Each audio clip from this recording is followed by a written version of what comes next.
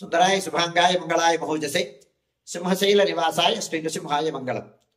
శ్రీ శ్రీ శ్రీ వరాహలక్ష్మీ నృసింహస్వామి వారి సన్నిధానంలో భక్తులందరూ ఎప్పుడా అని ఎదురు చూస్తున్నటువంటి నిజరూప దర్శన సేవా భాగ్యాన్ని అనుగ్రహించినటువంటి దివసం ఇవాడే, ఏప్రిల్ 30వ తారీఖు.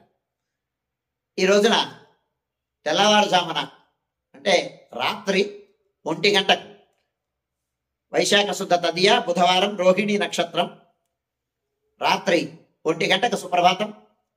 సుప్రభాతం అయిన తర్వాత విశ్వక్సేనారాధనం పుణ్యాహవాచనం అయిన తర్వాత పంచకలశ స్నపన తిరుమంజనం కోసం ఆవాహనం ఆరాధనం అయిన తర్వాత ఋత్విగ్వరణం ఉత్సవాంగీకారం అయిన తర్వాత స్వామివారి సన్నిధానంలోకి ప్రవేశించి చందనోత్తరణం అయిన తర్వాత స్వామికి అభిషేకం పంచామృతాభిషేకం అలంకారం అయిన తర్వాత ఆరాధనం శీతలోపచారములు నివేదనం మంగళ నీరాజనం అయిన తర్వాత ఈ కార్యక్రమం అంతా సుమారుగా 3-3:30 గంటల వరకు కొనసాగుతుంది.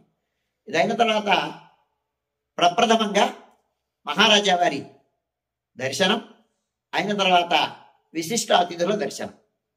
సుమారుగా 3:30 గంటల ప్రాంతం నుంచి సర్వదర్శనం ఆరంభమవుతుంది. నిజరూప దర్శనం సింహాద్రినాథుడు కొందావ సుందర తను పరిపూర్ణ చంద్రబింబానుకారి వదన అని చల్లనైనటువంటి స్వామి సింహాద్రి అప్పన్న నిజరూప దర్శనం లభింపబోతోంది. దర్శించండి.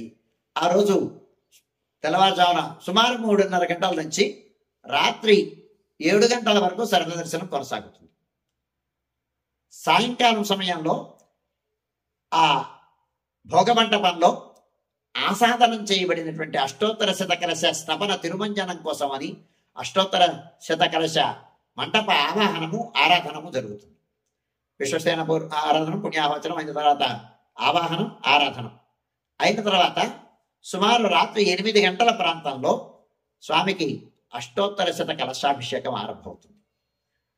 దీనితో సమాంతరంగా గంగాధార జలంతో సహస్ర ఘటాభిషేకం ఆరంభమవుతుంది. ఈ కార్యక్రమం అంతా సుమారు 8 గంటల నుంచి 11:30-12 గంటల వరకు కొనసాగుతుంది. రాత్రి 7 గంటల వరకు క్యూ లైన్లో ప్రవేశించేటువంటి భక్తులకి దర్శనం పూర్తి చేసేసరికి ఆ క్యూ లైన్లో 7 గంటలకి క్యూ లైన్ల యొక్క ముఖద్వారాల్ని నిర్బంధించడం జరుగుతుంది.